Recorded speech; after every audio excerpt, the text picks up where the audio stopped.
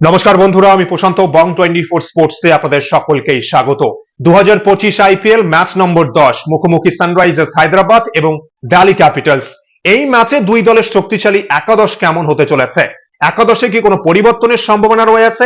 Head to head record কি বলছে? যে পিচে খেলা হবে বিশাখাপত্তনমের এই মাঠে পিচ রিপোর্ট, দুই দলের স্ট্যাটস এবং কোন প্লেয়াররা ভালো পারফরমেন্স করতে পারে এই ম্যাচে, প্লেয়ারদের বর্তমান ফর্ম, টসে জিতে কি করা উচিত, ব্যাটিং নাকি বোলিং, এবং দুই দলের শক্তি এবং দুর্বলতা ঠিক কোন জায়গায়, ক্যাপ্টেন এবং ভাইস ক্যাপ্টেন পিক, কোন প্লেয়ারদের ক্যাপ্টেন এবং ভাইস ক্যাপ্টেন করা উচিত, আলোচনা করব বর্তমান ফর্ম বিচার করে এবং শেষ পর্যন্ত সব দিক বিচার করে যে কোন দল এই ম্যাচে জয় পেতে পারে আলোচনা করব। সানরাইজার্স হায়দ্রাবাদ এবং দিল্লি ক্যাপিটালস 2025 আইপিএল এর অভিযান কিন্তু জয় দিয়েই শুরু করেছে। দিল্লি ক্যাপিটালস নিজেদের দ্বিতীয় হোম ভেন্যু কিন্তু বিশাখাপত্তনম, প্রথম ম্যাচ খেলেছে লখনৌ সুপার জায়ান্টের বিরুদ্ধে এবং দুর্দান্ত এক হারা ম্যাচে আশুতোষ শর্মা কিন্তু একার হাতে ম্যাচ জিতিয়েছে দিল্লি ক্যাপিটালসকে। দুর্দান্ত ব্যাটিং পারফরমেন্স করেছে এবং প্রথম ম্যাচে জয় পেয়েছে কিন্তু দিল্লি ক্যাপিটালস। এবং অন্যদিকে সানরাইজার্স হায়দ্রাবাদ নিজেদের ঘরের মাঠে প্রথম ম্যাচে 286 রান করেছে এবং এরপর দ্বিতীয় ম্যাচেই কিন্তু লখনৌ এর কাছে পরাজিত হয়েছে। একদিকে দেখুন, যেখানে লখনৌ সুপার জায়ান্ট প্রথম ম্যাচে দিল্লির কাছে পরাজিত হয়েছে এবং অন্যদিকে লখনৌ সুপার জায়ান্ট কিন্তু সানরাইজার্স হায়দ্রাবাদের ঘরের মাঠে গিয়ে সানরাইজার্স হায়দ্রাবাদকে পরাজিত করেছে। এবং এবার দিল্লি ক্যাপিটালস এবং সানরাইজার্স হায়দ্রাবাদ দুই দলই কিন্তু এই ম্যাচে জয় চাইবে এবং বিশেষ করে সানরাইজার্স হায়দ্রাবাদ কিন্তু জয়ে ফিরতে চাইবে। এবং দিল্লি ক্যাপিটালস এর হোম ম্যাচ বিশাখাপত্তনমে এই ম্যাচ হবে মহা সানডের দুপুরের ম্যাচ। সানডেতে কিন্তু দুটো ম্যাচ রয়েছে এবং দুপুরের ম্যাচেই কিন্তু মুখোমুখি হবে দিল্লি ক্যাপিটালস এবং সানরাইজার্স হায়দ্রাবাদ। এবং আমরা যদি এই দুই দলের হেড টু হেড রেকর্ড দেখি, দুই দল কিন্তু আইপিএল এ 24 বার মুখোমুখি হয়েছে এবং 11 বার ম্যাচে জয় পেয়েছে দিল্লি ক্যাপিটালস এবং 13 বার কিন্তু জয় পেয়েছে সানরাইজার্স হায়দ্রাবাদ। এবং আমরা যদি শেষ 5 ম্যাচ দেখি এই দুই দলের, সানরাইজার্স হায়দ্রাবাদ কিন্তু শেষ 5 ম্যাচের মধ্যে দুটো ম্যাচে জয় পেয়েছে এবং দিল্লি ক্যাপিটালস কিন্তু 3 ম্যাচে জয় পেয়েছে।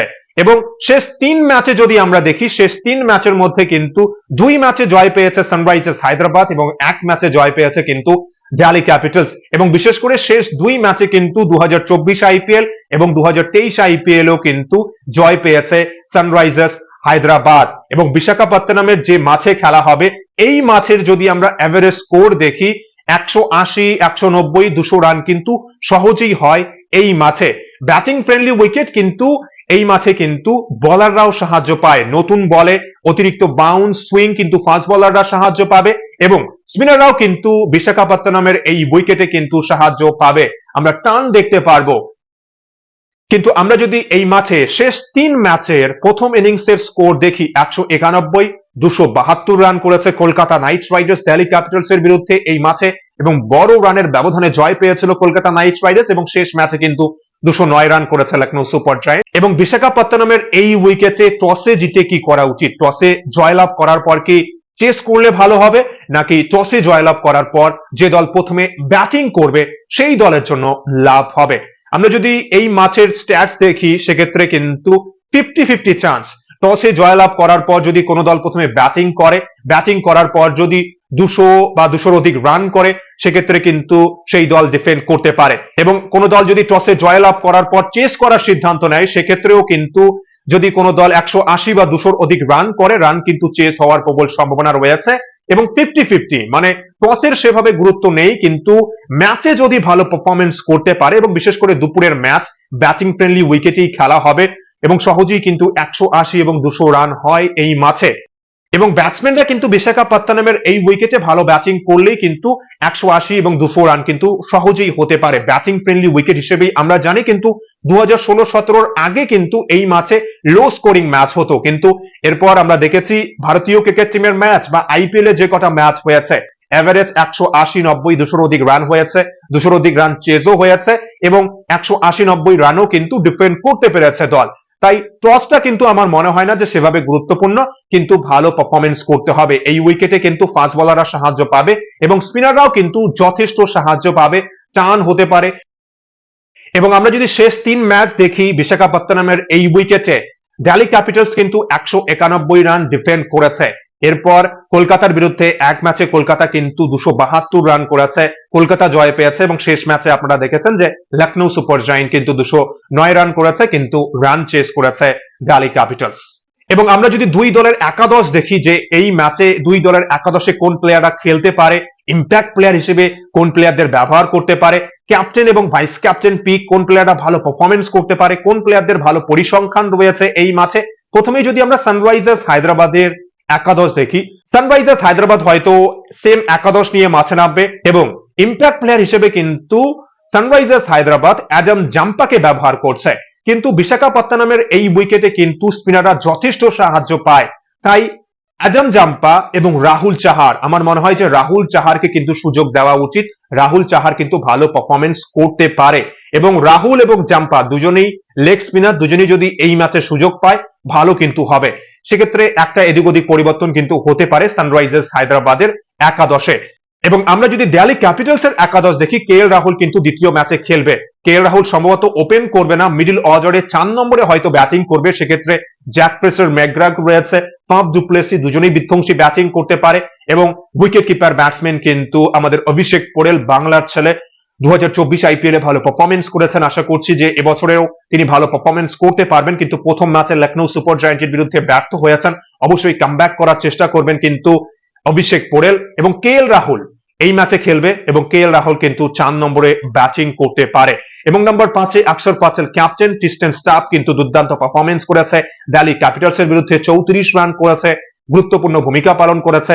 এছাড়াও কিন্তু বিপ্রজ নিগম 39 রানের গুরুত্বপূর্ণ ইনিংস খেলেছে। আশুতোষ শর্মার অপশন রয়েছে, আশুতোষ শর্মা ইম্প্যাক্ট প্লেয়ার হিসেবে খেলে কিন্তু ম্যাচ একার হাতে জিতিয়েছে, 31 বলে 66 রান করেছে। এবং আমরা যদি দিল্লি ক্যাপিটালস এর বোলিং ডিপার্টমেন্ট দেখি, কুলদীপ যাদব এবং অক্ষর প্যাটেল স্পিন বোলিং ডিপার্টমেন্টে, এবং ফাস্ট বোলিং ডিপার্টমেন্টে চ্যাম্পিয়ন মিচেল স্টার্ক, মোহিত শর্মা এবং এছাড়াও কিন্তু মুকেশ কুমার। টি নটরাজন কিন্তু বেঞ্চে, যদি মুকেশ কুমার খেলতে না পারে তাহলে কিন্তু টি নটরাজন খেলবে। সেক্ষেত্রে কে এল রাহুল খেলবে এবং কে এল রাহুলের জন্য একাদশ থেকে কিন্তু বাদ পড়তে পারে সমীর রিজভি, এবং আশুতোষ শর্মাকে অবশ্যই হয়তো একাদশের সুযোগ দেবে বা ইম্প্যাক্ট প্লেয়ার হিসেবে ব্যবহার করবে।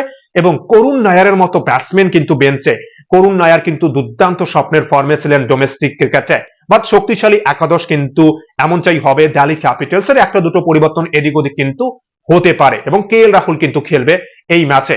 এবং আমরা তাহলে দুই দলের কোথায় শক্তি এবং কোথায় দুর্বলতা, যে পয়েন্টগুলো কিন্তু গুরুত্বপূর্ণ হবে। আমরা যদি দিল্লি ক্যাপিটালস এর শক্তি দেখি, দিল্লি ক্যাপিটালস এর কিন্তু প্রথম ম্যাচে মিডল অর্ডার ব্যাটসম্যান বা টপ অর্ডার ব্যাটসম্যান সবাই কিন্তু ফ্লপ পারফরমেন্স করতে পারেনি। সেক্ষেত্রে আশুতোষ শর্মা, বিপ্রাজ নিগম এবং ক্রিস্টেন স্টাফ ভালো পারফরমেন্স করেছে এবং টিম কিন্তু জয়লাভ করেছে। এবং দিল্লি ক্যাপিটালস এর মিডল অর্ডার ব্যাটসম্যান বা টপ অর্ডার ব্যাটসম্যানরা কিন্তু পারফরমেন্স করতে চাইবে সানরাইজার্স হায়দ্রাবাদের বিরুদ্ধে, কিন্তু আমার মনে হয় যে পারফরমেন্স করতে পারেনি প্রথম ম্যাচে, একটু চাপে থাকবে দিল্লি ক্যাপিটালস এর টপ অর্ডার ব্যাটসম্যানরা। কিন্তু ঘরের মাঠে ম্যাচ খেলবে, নিজেদের সেকেন্ড হোম ভেন্যু বিশাখাপত্তনমে ম্যাচ, তাই পারফরমেন্স কিন্তু করতে পারে দিল্লি ক্যাপিটালস এর ব্যাটসম্যানরা। এবার এটাই দেখার কে এল রাহুল কেমন পারফরমেন্স করবে। কে এল রাহুল যদি 4 নম্বরে ব্যাটিং করে, এবং অন্যদিকে আমরা যদি সানরাইজার্স হায়দ্রাবাদের ব্যাটিং কিন্তু শক্তিশালী, সানরাইজার্স হায়দ্রাবাদের টপ 5 সবাই 200-র অধিক স্ট্রাইক রেটে ব্যাটিং করতে পারে এবং দুই দলেরই কিন্তু ক্ষমতা রয়েছে 200-র অধিক রান চেস করার। কিন্তু এই মাঠে কিন্তু 200-র অধিক রান করার পরেও কিন্তু ডিফেন্ড করতে পারে, ভালো যদি বোলিং করতে পারে, স্পিনাররা এবং ফাস্ট বোলাররা সাহায্য পাবে। সেক্ষেত্রে 200 রান করার পরেও ভালো বোলিং করতে পারলে কিন্তু জয় পাবে যে দল ভালো বোলিং এবং ফিল্ডিং করতে পারবে। মিচেল স্টার্ক দিল্লি ক্যাপিটালস এর হয়ে প্রথম ম্যাচে এই ম্যাচে কিন্তু 3 উইকেট নিয়েছে। কুলদীপ যাদবও দুর্দান্ত বোলিং করেছে, 2 উইকেট নিয়েছে এবং কুলদীপ যাদবের ভালো রেকর্ড কিন্তু সানরাইজার্স হায়দ্রাবাদের বিরুদ্ধে। অক্ষর প্যাটেল ক্যাপ্টেন এবং কুলদীপ যাদব কিন্তু চাপে ফেলতে পারে সানরাইজার্স হায়দ্রাবাদের ব্যাটসম্যানদের, এবং বিশেষ করে পাওয়ার প্লেতেই মিচেল স্টার্কের কিন্তু দুর্দান্ত রেকর্ড রয়েছে। ট্রাভিস হেড, অভিষেক শর্মা এই দুই ব্যাটসম্যানকে কিন্তু শুরুতেই আউট করতে পারে মিচেল স্টার্ক। ট্রাভিস হেডের কিন্তু রেকর্ড ভালো না, 5 বার আউট করেছে কিন্তু ট্রাভিস হেডকে মিচেল স্টার্ক, এবং অভিষেক শর্মাও কিন্তু স্ট্রাগল করে মিচেল স্টার্কের সামনে। তাই মিচেল স্টার্ককে যদি শুরুতেই উইকেট না দেয় সানরাইজার্স হায়দ্রাবাদ, তাহলে কিন্তু বড় স্কোর আমরা দেখতে পারবো। কিন্তু মিচেল স্টার্ক যদি শুরুতেই একটা দুটো উইকেট তুলে নেয়, এবং এরপর বাকি বোলাররাও কিন্তু চাপ সৃষ্টি করতে পারে। যেভাবে আমরা দেখেছি যে সানরাইজার্স হায়দ্রাবাদ নিজেদের ঘরের মাঠে দ্বিতীয় ম্যাচেই 190 রান করেছে, যেখানে প্রতি ম্যাচেই সানরাইজার্স হায়দ্রাবাদের টার্গেট 200-র অধিক রান করা বা 250-এর অধিক রান করা। তাই মিচেল স্টার্কের গুরুত্বপূর্ণ ভূমিকা হবে এবং কুলদীপ যাদব, এই দুই বোলার যদি ভালো বোলিং করে, কিন্তু মাথায় রাখতে হবে ব্যাটিং ফ্রেন্ডলি উইকেট, একটা দুটো 3-4টে উইকেট পতন হওয়ার পরেও কিন্তু 180, 200, 220 রান কিন্তু হতে পারে এই ম্যাচে। ব্যাটসম্যানরা যেরকম পারফরমেন্স করতে পারবে, বোলাররাও কিন্তু উইকেট পাবে। এবং সানরাইজার্স হায়দ্রাবাদের fast bowling department, captain Pat Cummins, Mohammed Shami, Harshal Patel, Simarjeet Singh ভালো পারফরমেন্স করতে হবে। এবং যদি রাহুল চাহার সুযোগ পায় বা আজম জাম্পা, এই দুই লেগিকে যদি একসঙ্গে সুযোগ দেয় তাহলে কিন্তু ভালো হবে। তারপরেও কিন্তু এই ম্যাচে টসে জিতে কিন্তু বোলিং করার সিদ্ধান্ত নেবে, কেননা দুপুরের ম্যাচ এবং চেস করতে চাইবে কিন্তু দুই দলই, এবং 200 রান কিন্তু চেস হতে পারে এবং 200 রান কিন্তু ডিফেন্ডও হতে পারে। সেক্ষেত্রে মাথায় রাখতে হবে আপনারা যখন দল সিলেক্ট করবেন যে 50-50 কিন্তু সুযোগ দুই দলের কাছে। এবং ক্যাপ্টেন এবং ভাইস ক্যাপ্টেন পিক, যে প্লেয়াররা ভালো পারফরমেন্স করতে পারে, এই ম্যাচে কিন্তু কে এল রাহুলও অর্ধশতরান করেছেন এর আগে ভারতীয় ক্রিকেট টিমের হয়ে, এবং কে এল রাহুল কামব্যাক করছেন এবং কে এল রাহুল এই ম্যাচে খেলবেন, তাই কে এল রাহুল কিন্তু পারফরমেন্স করতে পারে। এবং দিল্লির বাকি ব্যাটসম্যানদের মধ্যে জ্যাক ফ্রেসার ম্যাকগ্রাগ, আশুতোষ শর্মা এবং ফাফ ডুপ্লেসিও কিন্তু ভালো স্টার্ট করতে পারে যদি প্রাথমিক ধাক্কা দিতে না পারে সানরাইজার্স হায়দ্রাবাদের ফাস্ট বোলিং ডিপার্টমেন্ট। তাই বড় একটা হাই স্কোরিং ম্যাচ আমরা হয়তো দেখতে পারবো এই ম্যাচে। এবং সানরাইজার্স হায়দ্রাবাদের ব্যাটসম্যানদের মধ্যে দুর্দান্ত রেকর্ড রয়েছে কিন্তু এই ম্যাচে ঈশান কিশনের। ভারতীয় ক্রিকেট টিমের জার্সি গায়ে এই ম্যাচে কিন্তু দুটো অর্ধশতরান রয়েছে ঈশান কিশনের। অস্ট্রেলিয়ার বিরুদ্ধে অর্ধশতরান, সাউথ আফ্রিকার বিরুদ্ধে অর্ধশতরান, এবং প্রথম ম্যাচেই শতরান করেছেন আইপিএল এ। দ্বিতীয় ম্যাচে ডাক মেরেছেন কিন্তু ভালো ছন্দে রয়েছেন এবং এই ম্যাচে ব্যাটিং করতে পছন্দ করেন কিন্তু ঈশান কিশন। যদি Mitchell Starc, Abhishek Sharma, Travis হেডকে শুরুতে যদি মিচেল স্টার্ককে উইকেট না দেয় সানরাইজার্স হায়দ্রাবাদ, তাহলে কিন্তু বড় স্কোর আমরা দেখতে পারবো। এবং ট্রাভিস হেডও কিন্তু বড় ইনিংস খেলতে পারে এবং কার্লসেন রয়েছে নীতিশ কুমার রেড্ডির হোম গ্রাউন্ড, নীতিশ কুমার রেড্ডিও কিন্তু বড় স্কোর করতে পারে এই ম্যাচে। এবং কোন দল জয় পাবে, সবচেয়ে বড় প্রশ্ন চিহ্ন, যে প্রশ্নগুলো আপনারা কমেন্ট বক্সে করবেন যে কোন দল জয় পেতে পারে। দেখুন, সানরাইজার্স হায়দ্রাবাদ বা দিল্লি ক্যাপিটালস, 50-50 সুযোগ দুই দলেরই, কেননা 200 রান চেস হওয়ার সম্ভাবনা রয়েছে এবং 200 রান কিন্তু ডিফেন্ডও করতে পারে। যে প্রসঙ্গ নিয়ে আলোচনা করলাম যে টস সেভাবে কিন্তু বড় কোনো ফ্যাক্টর না, ভালো বোলিং করতে হবে এই ম্যাচে কিন্তু যদি ম্যাচ জিততে হয়। তাই আমি কিন্তু দুই দলকে 50-50 অপশনে রাখবো, কেননা আপনারা দেখেছেন যে স্ট্যাটস রয়েছে এই ম্যাচের যে পরিসংখ্যান, তাই প্রথম থেকেই বলা কঠিন যে কোন দলের পাল্লা ভারী, যে কোন দল জয় পেতে পারে। আপনারা যখন টিম সিলেক্ট করবেন নিজের বুদ্ধি, পরিসংখ্যান সবকিছু দিক বিচার করে কিন্তু দল সিলেক্ট করবেন এবং আপনাদের মতামত শেয়ার করবেন কমেন্ট বক্সে কে জয় পাবে এই ম্যাচে।